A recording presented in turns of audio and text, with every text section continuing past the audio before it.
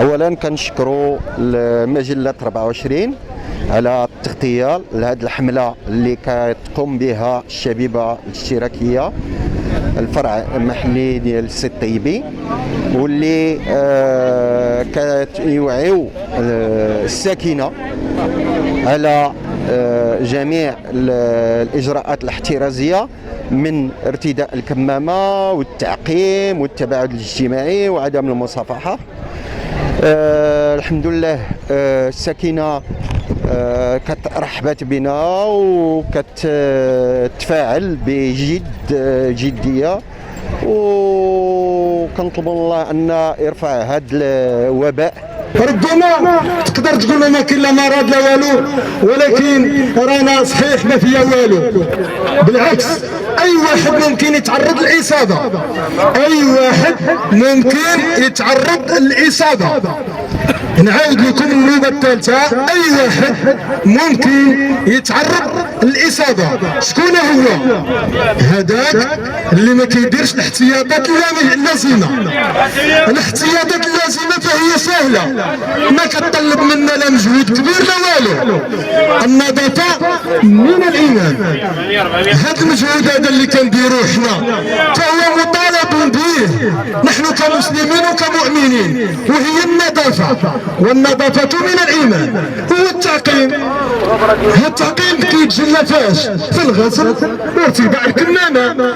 اصلا ارتداء الكمامه فهي مساله صحيه حاليا في هذه الظرفيات، هي ظرفيه استثنائيه. كنتمنى من الله سبحانه وتعالى يرفع علينا هذا البلاء وتمشي بحالها الظرفيه الاستثنائيه ونعيشوا بسلام ونرجعوا لحياتنا الطبيعيه. السلام عليكم، معكم فرع السي الطيبي الشبيبه الاشتراكيه. شكرا. اول حاجه بغيت نشكر مجله 24 لانها حضرت معنا اليوم من اجل توعيه الناس بالمخاطر ديال فيروس كورونا. ماشي غير فرقنا الكمامات فقط، بل حنا هنايا باش نوعيو الناس من اجل المخاطر ديال كورونا. وكاين اللي ما مسوقش كاع الفيروس كانه ما كاينش، بالعكس حنا خاصنا نوعيو الناس، خاصنا نوعيوهم بالمخاطر كامل. حنا كشبيبه اشتراكيه جينا اليوم باش نديروا واحد الحمله تحسيسيه الساكنه ديال منطقه سي الطيبي، اللي في هذه الاونه لاحظنا واحد التراخي كبير، الناس مابقاوش يديروا كمامات. واليوم جينا باش نفكروهم ونوعيوهم باللي راه هذا الفيروس راه خطير على المجتمع.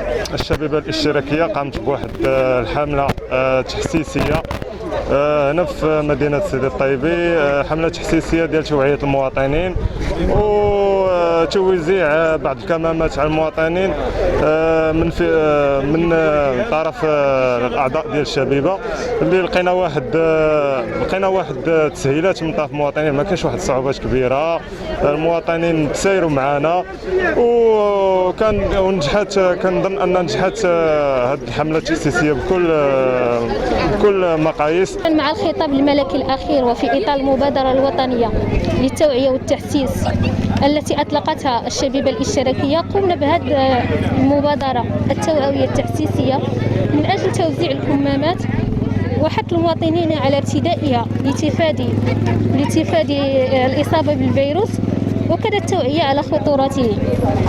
احتياطات بالنسبه كوفيد 19 ضروري اخي التباعد وضروري احترام والتزام بالنسبه للامراض والوباء، والله يفرج على الجميع. ضروري الكمامه كل شيء. الحمد لله الكمامه ولا بدها تنحترموا القانون. الناس بعدا هنا في السوق شويه داير احتياط. لا داير احتياط، داير القانون، دايرين تبعد بعضياتهم، كياخذوا داير بحساب كورونا. الناس اللي كيجي يشريو من عندك كتقول لهم ديروا كمامه كورونا، ديروا كمامه، ديروا كل شيء. اولا مشكورين مجله 24 على هذه التغطيه الاعلاميه، كذلك تفاعلا مع مضمون الخطاب الملكي الاخير بمناسبه ذكرى ثوره الملك والشعب. اليوم الشبيبه الاشتراكيه فرع سي الطيبي تقوم بحمله تحسيسيه لفائده المواطنات والمواطنين بجماعه سي الطيبي من اجل تحسيسهم بخطوره وباء كورونا، وكذلك ارشادهم المسائل الوقائيه المعمول بها للحد من انتشار وباء كورونا. الحمد لله لقينا تجاوب لدى ساكنة جماعة سيدي الطيبي. لحد الآن تم توزيع ما يفوق عن 600 كمامة لكل مواطن ومواطنة. قبل ما تخرجوا ما تنسوش تابوناو في لاشين يوتيوب وبارطاجيو الفيديو مع اصحابكم في مواقع التواصل الاجتماعي وما تنسوش ديروا جيم.